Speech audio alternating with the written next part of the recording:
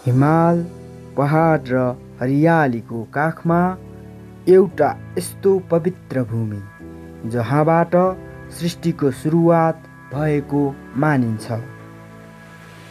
यो मात्र एउटा स्थल होइन, यो त किराँती पुर्खाको आत्मा बस्ने धरोहर हो। साल्पा सिलिचो, जहाँ प्रकृति बोल्छ र बन्दुङको कथा अझै गुन्जिन्छ।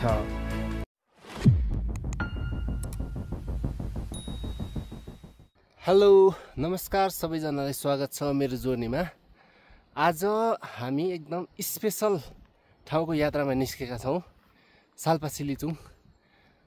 आउनुहोस् हामीसँग यात्रा गरौँ। अनि हाम्रो प्रिय दाई, अनि आजको यात्रा कडाइ हुँदै छैन दाई? हाम्रो यात्रा पुरा ठुलो हो भैया।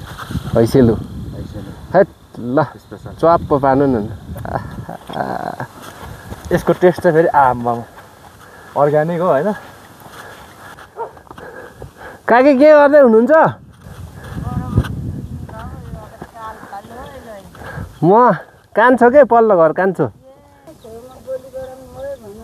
यो चाहिँ गाइज अर्ग्यानिक औषधि है, चिराई त भन्छ, जान्नेलाई त्यो त यसकै लागि आउने हो क्या। ठुलो औषधि हो।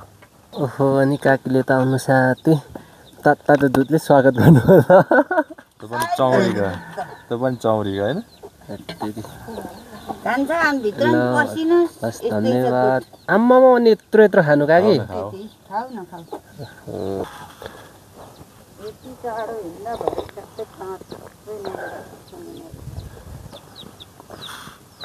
ल काकी हामी गयौँ है, काका हामी गयौँ है। अब गोठामा काका काकीले फ्रेस तातो दुध खुवाउनु भयो। अनि कसैले पनि दिई पठाउनु भएको छ छुर्पी। त्यहाँबाट एक जम्बो मही यहाँ छ, हाम्रो गाइड भाइले बोकिरहेछ।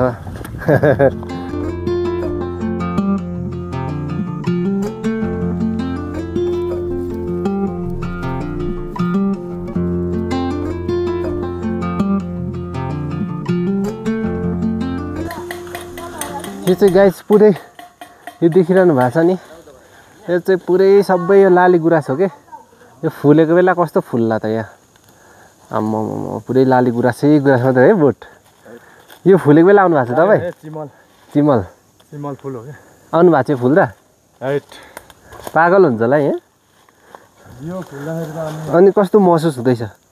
महसुस गरेर थाकेको महसुस भइरहेछ तिमीलाई? मलाई नि थाकेर गलेर काँट खायो।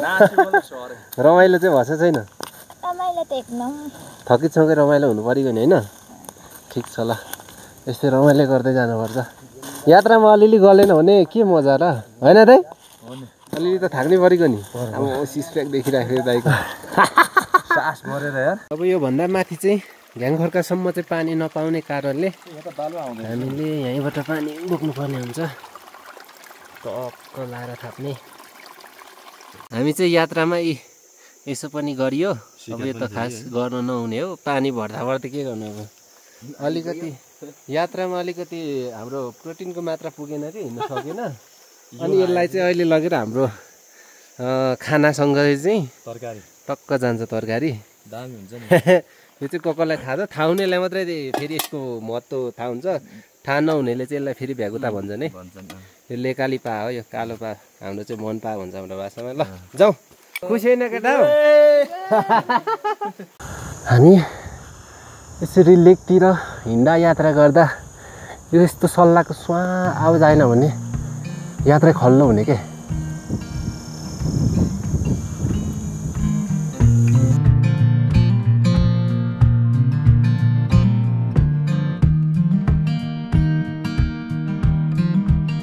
हामी अहिले तारे भिर आइपुग्यो।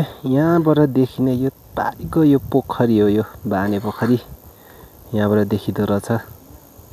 दामी देखिएको छ। अनि यहाँनिर चाहिँ यो धर्मा ढुङ्गा भन्छ क्या, यो अग्लो ढुङ्गा छ। यहाँनिर सायद हामी जान्छौँ अहिले, टाइम भयो भने। वाउ कस्तो दामी देखिरहेको के।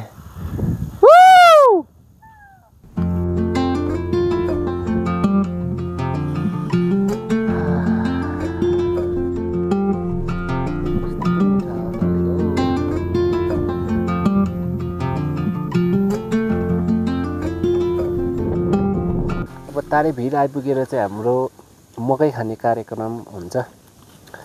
च्याकलार यस्तो पाराले भुटेर राखेको छ, त अमृत हुन्छ नि होइन दाइ? ल खाइदिउँ है त, खाइ ल।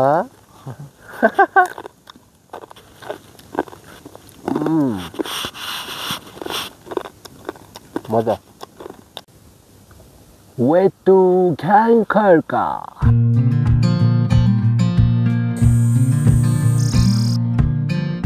यति आउन पनि कति टाइम लाग्यो कि, अब त झन् उचाइ पनि बढ्दै बढ्दै जान्छ, हिँड्न पनि सकिँदैन के। बिजोग छ तर रमाइलो यसमै छ। रमाइलो मात्रै होइन, स्वर्गीय रमाइलो छ नि यसमा। डाँफे भिलेजको नामै डाँफे पनि थियो तर उडेर गयो के। यहाँबाट यो देखिने यो ठाउँ चाहिँ हाम्रो गाउँ हो, बादेल गाउँ। अनि यता राखा बाङदेल, यता बाक्सिला, ऐसुलो खड्क यता पर्छ यो डाँडातिर। यस्तो देख्छ यहाँबाट चाहिँ, डाँडै डाँडा डाँडै डाँडा डाँडै डाँडा। यो यताको यो जङ्गलहरू चाहिँ सबै चिमाल लाली गुराँसको मात्रै हो क्या बोट। अनि यहाँनिर चैत वैशाखतिर फुलेको बेलातिर आयो भने त यहाँ त मान्छे त के भन्छ, लाटो मान्छे नि बोल्ने हुन्छ के खुसीले।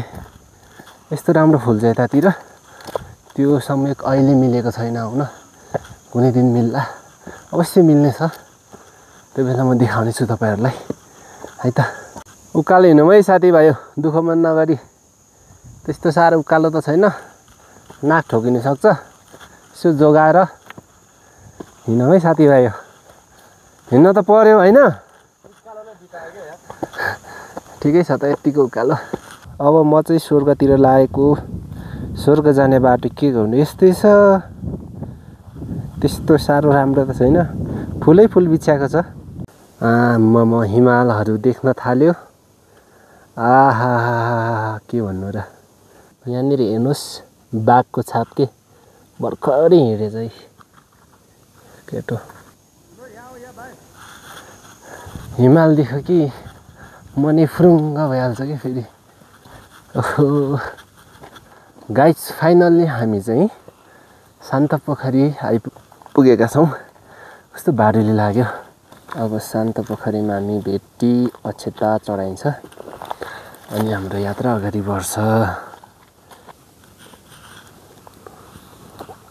देशमा शान्ति छाओस्, विश्वमा शान्ति छाओस्।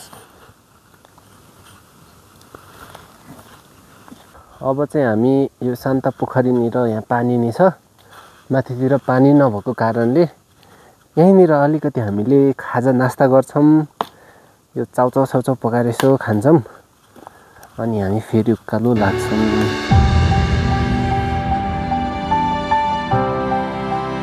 यहाँ गरेर हो दाइ।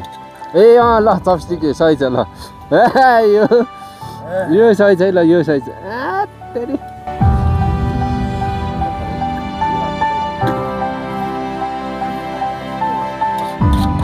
फाइनल्ली हामी खाजा पनि खाइसक्यो। अब हाम्रो यात्रा सुरु हुन्छ फेरि। सरासर बल्ल खुलै गाइड, बल्ल खुल्दैछ है गाइड।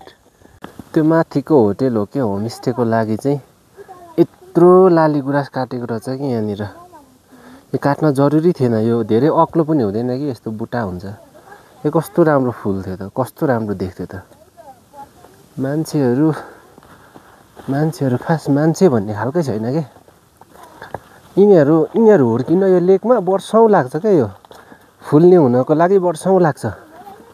अनि यसरी काटेर त्यो त अर्थै भएन नि, मजै भएन नि। यसको सुन्दरतै गायब भयो नि।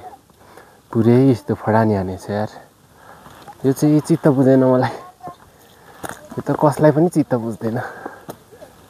यसो चाहिँ नगरेको भए राम्रो हुन्थ्यो। हामी चाहिँ अब फाइनली घ्याङखर्का आइपुग्यो। हाम्रो भाइलाई त गाह्रो भएको छैन है, केटो त डह्रो छ। तिमीलाई नि गाह्रो भइरहेछ? कस्तो यस्तै खालको गाह्रो? ढुङ्गाको गाह्रो कि इँटाको गाह्रो?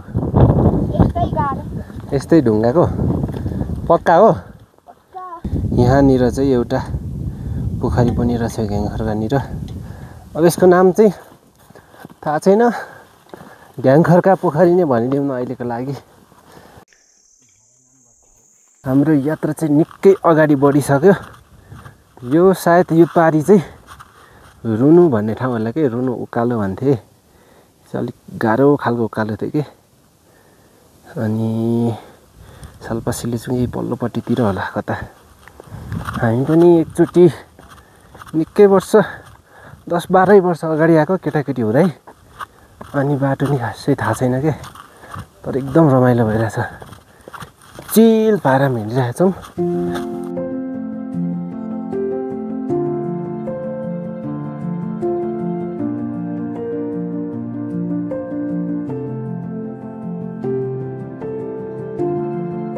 रुनु उकालो चढियो।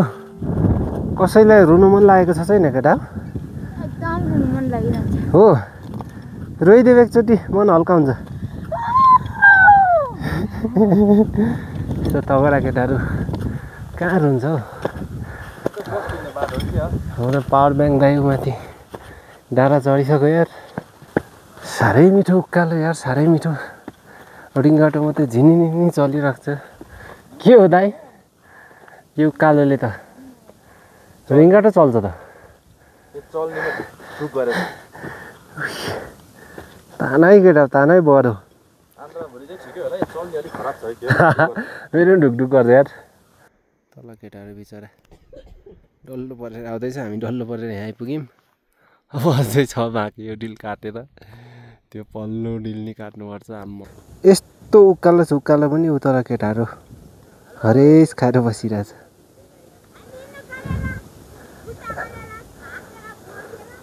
अनि भ्यू चाहिँ यस्तो देखिरहेछ कि फेरि बाफले। रमाइलो भइरहेछ होइन दाइ? दामी नि यो उकालो, यो उकालो मिठो छ है। नाक ठोकेर कसैले बोलायो भने नि रिस उठ्छ यार। अब त फेरि हाम्रो हिँडाइ पनि निकै भयो नि त। बिहान 4 बजी हिँडेको, अहिले 4 बज्यो है।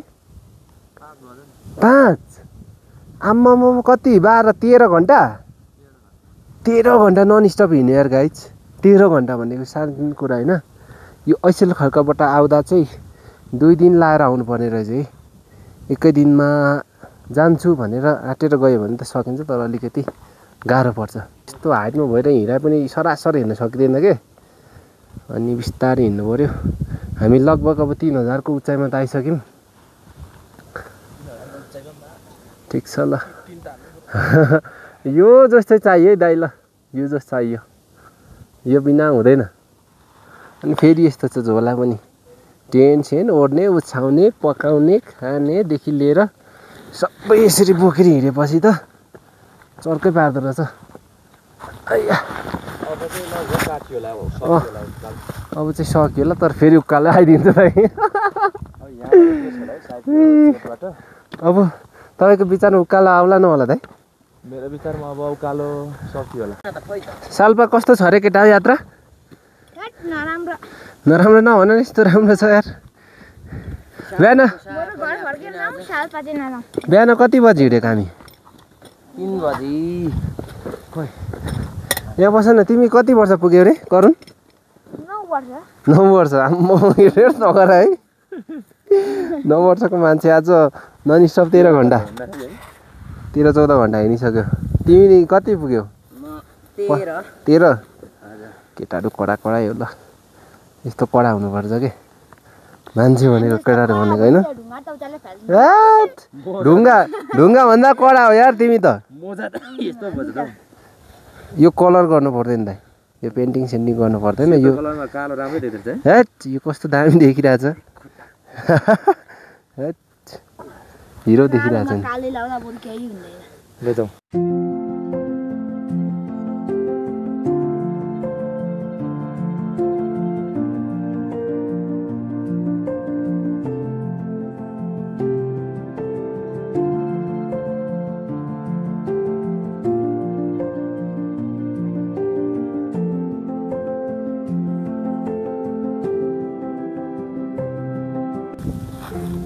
Hello, good morning everyone. आज चाहिँ हामी बिहानै 4 बजे 3 बजे उठेर यो साल्पा सिलिचो यात्रा सुरु गऱ्यौँ। हिजो चाहिँ हामी कुलोपङ्खादेखि अलि वर आएर राति आइपुग्यौँ। त्यही भएर हिजो चाहिँ भिडियो बनाउनु भएन। उता भ्यू यस्तो देख्न थालिसक्यो, ट्र्याक्क लाएर सरप्राइज हुनेवाला छ। अब जति हाई अल्टिट्युड उकालो चढ्दै जान्छौँ त्यति सास बढ्नुको कारण चाहिँ मेन त अक्सिजनको कमी भयो। त्यो सँगसँगै अर्को फाइदा चाहिँ हाम्रो पुरानो सास जति चाहिँ सबै एक्सचेन्ज होस् भनेर हो क्या खास। यो ठाउँको सबैभन्दा अप्ठ्यारो रिस्की बाटो चाहिँ म आइपुगेँ कि यहाँबाट त्यस्तो भिड छ। बाटो चाहिँ यहाँबाट छ कि तर रमाइलो छ। यहाँ चाहिँ दुईपट्टि भिडकै हो। यता चाहिँ बाटो भनेको वान मिस्टेक गेम फिनिस वाला बाटो हो। यस्तो बार लगाएर छ, ठिक छ, राम्रो बनाइदिएको छ। ओ पहाड त अझै माथि चढ्नु बाँकी छ। यहाँको सरप्राइज भ्यू।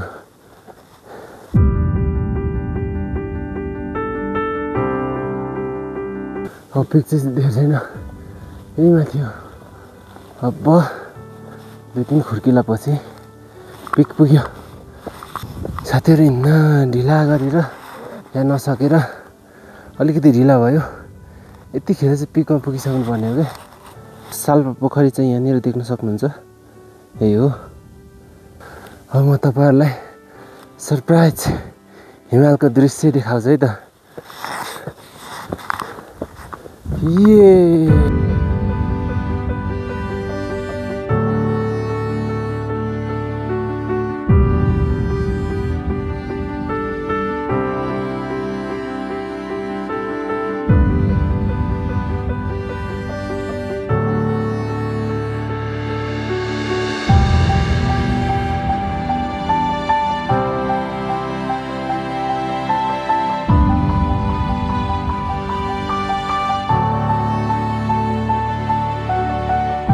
फाइनली सिलिचोङ पिक आइपुग्यो। सुम्निमा पारोहाङको दर्शन गर्न।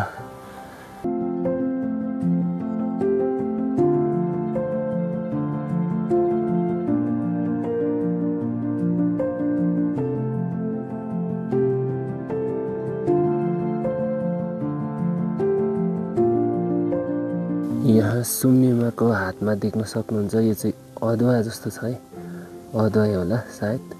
यो चाहिँ वाबो भइगयो। अनि पारोहाङको हातमा यो वाबो हो। यो चाहिँ सायद त्यो फुर्के जस्तो लाग्यो मलाई।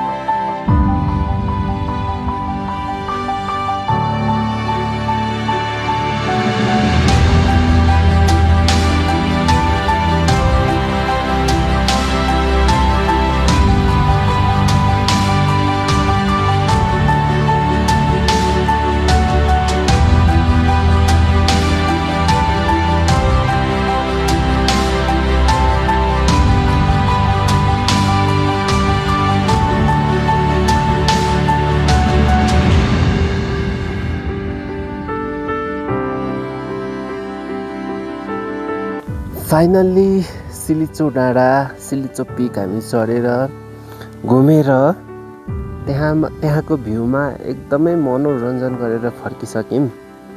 अब हाम्रो अर्को डेस्टिनेसन भनेको साल्पा पोखरी घुम्न बाँकी छ, दर्शन गर्न बाँकी छ। अनि यहाँनिर चाहिँ अति नै रिक्स हो क्या यो।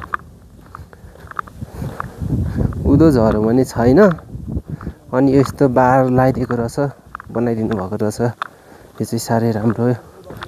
हेर्नु न, बाफ्रे भिड यस्तो छ, भ्यू यस्तो छ, के कुरा गर्नु र।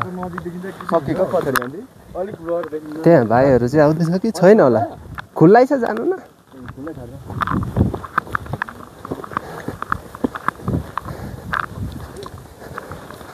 अनि एकदमै इन्ट्रेस्टिङ ठाउँ भनेको चाहिँ यहाँनिर छ कि यो ठाउँ यस्तो अचम्म छ कि यता देब्रेपट्टि नि भिड छ, दाहिनेपट्टि पनि भिड छ। अनि यत्रो ढुङ्गा चाहिँ डिलमा हरिरहेछ। यत्रो भूकम्पमा पनि यो भत्किएन। यसमा चाहिँ केही बाध्य कुराहरू होला। यस्तो गजबको छ यो ठाउँ। यस्तो छ है, यस्तो ठाउँबाट बाटो बनाएको छ दामी। बाटो यस्तो खालको छ।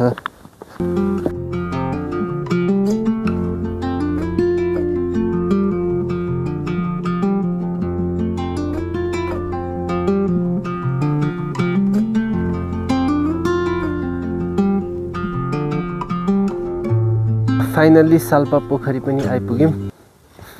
अनि यहाँको दृश्य चाहिँ